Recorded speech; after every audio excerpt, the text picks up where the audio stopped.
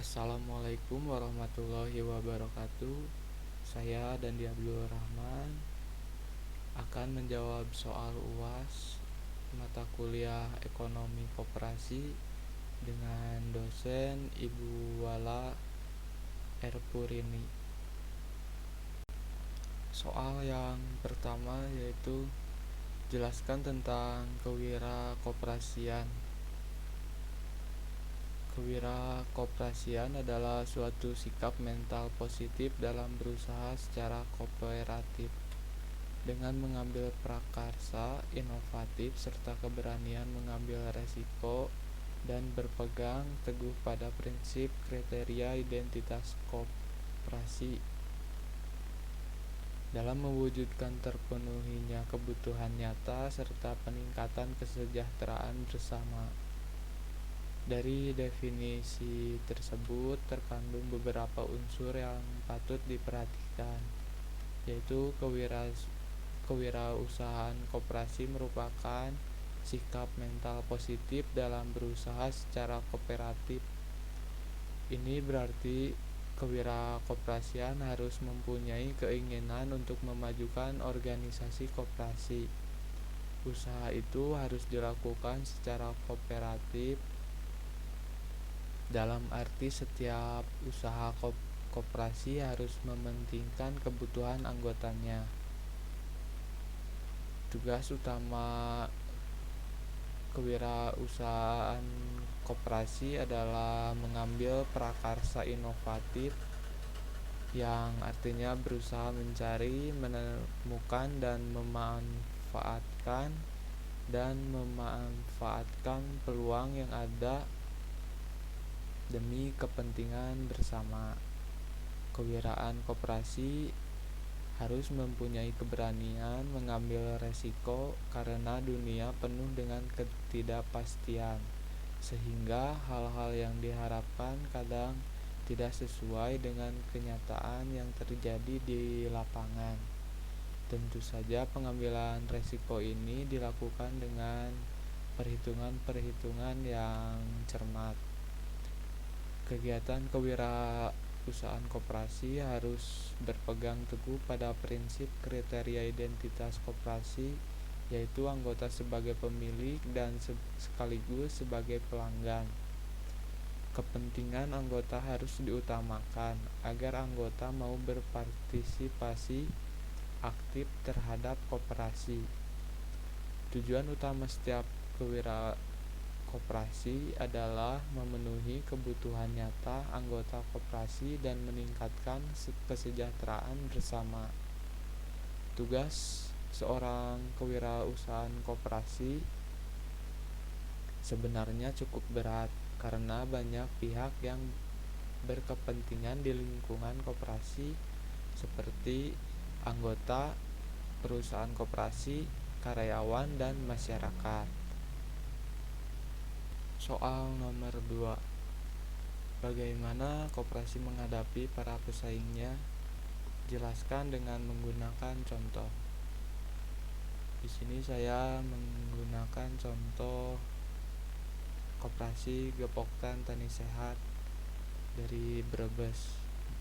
Itu merupakan hasil kombinasi antara kesungguhan, komitmen, dan semangat para petani yang pada proses awal didukung oleh Pertanian Sehat Indonesia, sebuah institusi pengembangan pertanian dan pemberdayaan masyarakat, serta salah satu unit di jaring community enterprise dengan kapasitas yang dimiliki oleh Koperasi Gepoktan Tani Sehat dan Lembaga Pendukung Pertanian Sehat Indonesia atau PSI yang kompeten dalam bidang pertanian serta sebagai salah satu lembaga amil zakat nasional.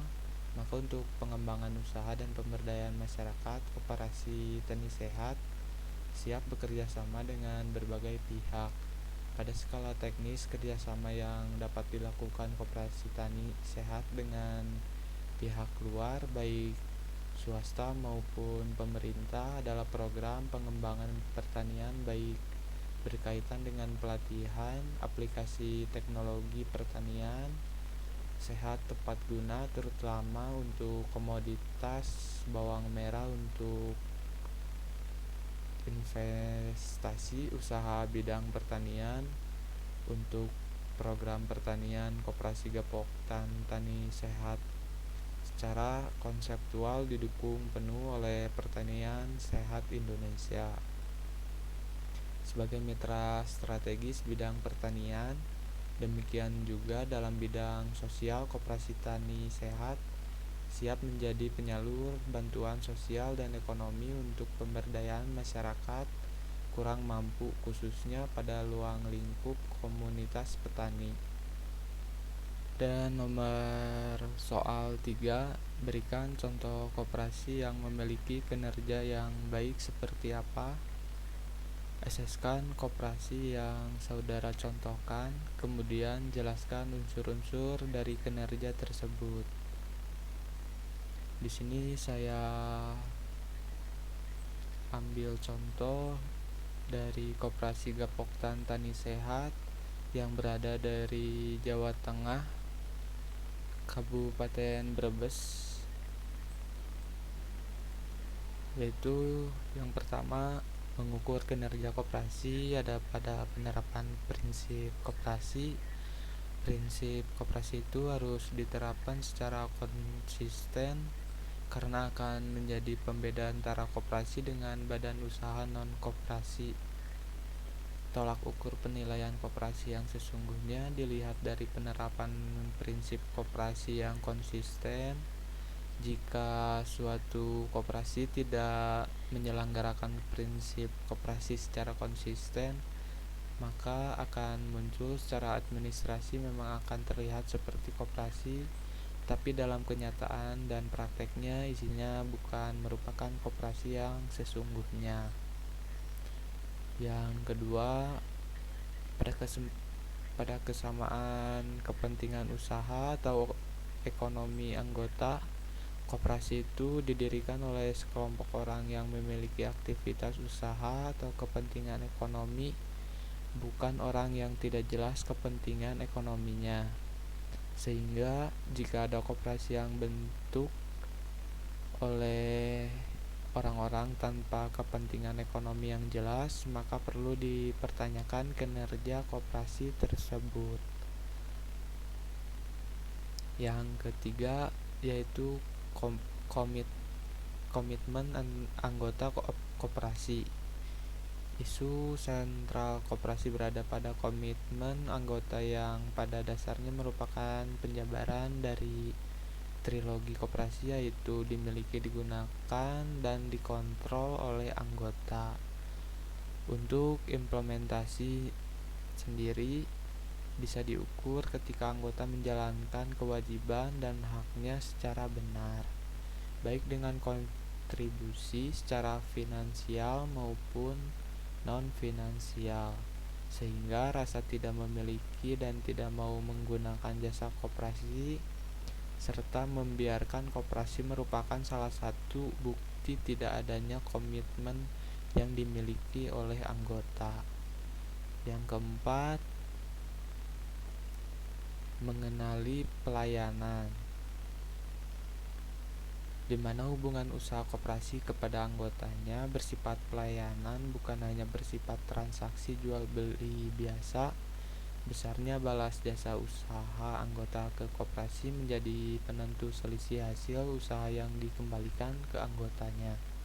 Maka lebih lanjutnya, kemampuan usaha para anggota itu bergantung dengan kemampuan pelayanan yang diberikan pihak koperasi kepada anggotanya.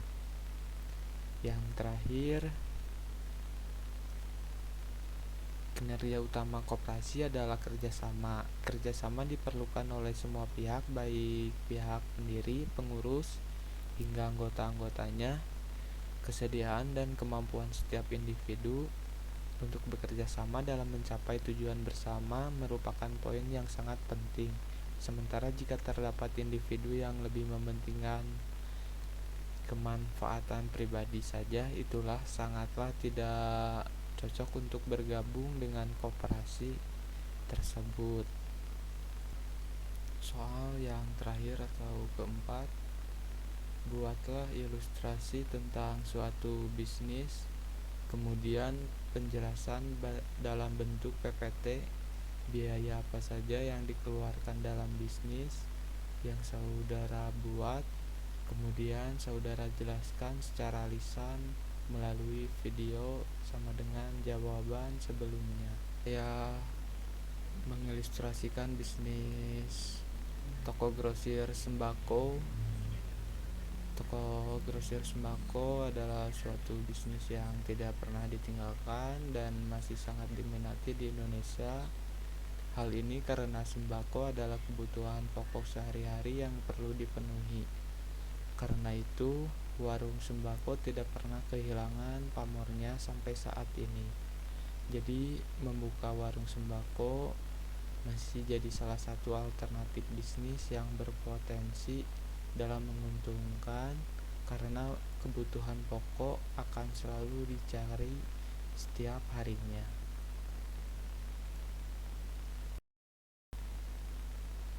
Berikut rincian modal usaha toko grosir sembako dari awal sampai siap berdiri. Di antara lain, yang pertama, sewa tempat bagi yang tidak punya tempat. Yang kedua, etalase dengan harga 1 juta. Yang ketiga, timbangan, kalkulator, kotak uang atau brankas, rak, dan lain-lain dengan total 1 juta rupiah. Yang keempat, pembelian barang-barang sembako secara lengkap kurang lebih 3 juta rupiah. Pembayaran listrik bulanan 100.000, biaya transportasi 100.000. Maka total estimasi modal usaha yang diperlukan untuk membuka toko grosir sembako dari awal sampai siap beroperasi sebesar 5.200.000 rupiah. Besaran modal usaha toko grosir sembako ini berbeda-beda tergantung situasi dan harga setempat. Target konsumen sembako atau target konsumen toko grosir sembako. Target konsumen usaha sembako terbilang hampir mencakup seluruh kalangan, mulai dari kalangan bawah hingga menengah ke atas. Setiap orang pasti memerlukan bahan sembako untuk kehidupan sehari-hari. Apabila usaha sembako di wilayah yang ramai atau padat penduduk, maka sasaran pasar adalah para ibu-ibu rumah tangga, anak kos, serta masyarakat sekitar yang melewati setempat usaha sembako. Apabila ingin memperluas pasar, bisa menambahkan bahan jualan yang lainnya, misalnya aneka snack, kacang, kopi, sampo, dan lain-lain. Umumnya jualan dengan produk berikut akan lebih banyak peminatnya karena jatuh harga lebih murah dirasakannya, sehingga hal ini bisa jadi usaha semakin ramai pengunjung.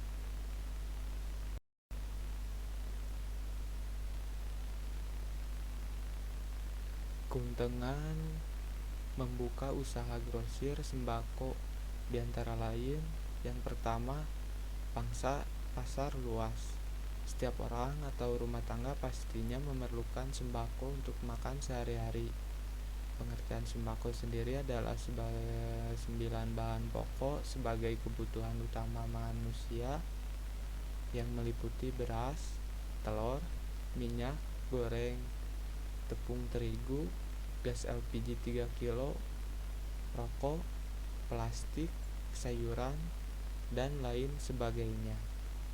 Setiap orang membutuhkan sembako sehingga bisnis ini memiliki pasar yang sangat luas dan menjanjikan sekali untuk dijalankan. Hal ini tak lepas dari keuntungan yang sangat menggiurkan dari usaha grosir sembako baik di kota maupun desa. sehingga banyak orang yang memiliki modal besar maupun kecil lebih memilih membuka usaha toko grosir sembako ketimbang jenis usaha lainnya. Yang kedua, sembako merupakan kebutuhan utama manusia yang mendasar. Selama manusia masih hidup di bumi, pasti ia membutuhkan sembako untuk makan dan minum sehari-hari. Sehingga sembako akan selalu dibeli orang walaupun keuangan sangat terbatas. Membuka usaha grosir sembako. Untuk meraih kesuksesan tidak bisa diperoleh dengan berpangku tangan atau berleha-leha. Seseorang mesti bekerja keras, berpikir kreatif, pantang menyerah, dan cekatan. Hal itu pula yang dibutuhkan dalam membuka usaha toko grosir sembako yang laku keras, di mana dibutuhkan sikap kreatif yang mampu membuat toko grosir sembako Anda laris, manis, dan berbeda dari pesaing.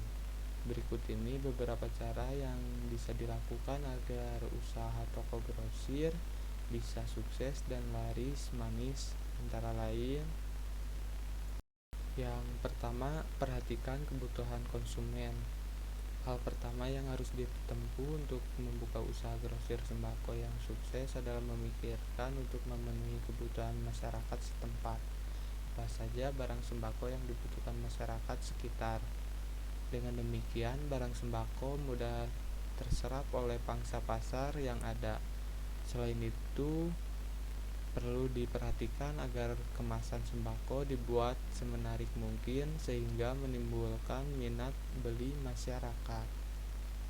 Yang kedua, lokasi strategis. Lokasi usaha grosir sembako sangat menentukan sukses tidaknya usaha ini. Sebab jika lokasi usaha membutuhkan sehari-hari ini berada di gang kecil, maka usaha sulit berkembang. Hal ini dikarenakan usaha sulit dilihat dan dijangkau oleh banyak orang. Oleh sebab itu, pastikan lokasi usaha berada di tempat strategis yang mudah dilihat dan dijangkau banyak orang, seperti di pinggir jalan yang ramai oleh lalu lalang perjalanan kaki, kendaraan bermotor maupun mobil. Kemungkinan besar usaha grosir sembako dikunjungi banyak orang, apalagi ditunjang dengan kelebihan-kelebihan lainnya. Yang